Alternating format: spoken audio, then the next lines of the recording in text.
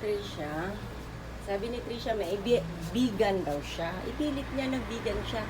Sabi ko hindi ka vegan kasi kumakain ka ng nuggets at saka burger. Hindi daw, vegan daw siya. Kaya sabi niya, i-challenge daw niya ako. Kakain daw siya ng veggie ng 3 days. Kaya ngayon, papakainin ko siya ng malunggay. Ilagay ko sa tinula yung malunggay. Yan ang dinner niya ngayon.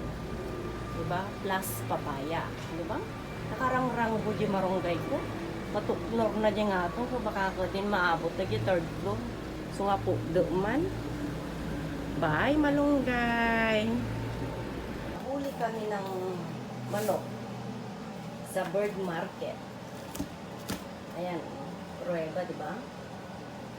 Alive. Kakatayong panigwar. Kawawan. Galing pa sa trabaho.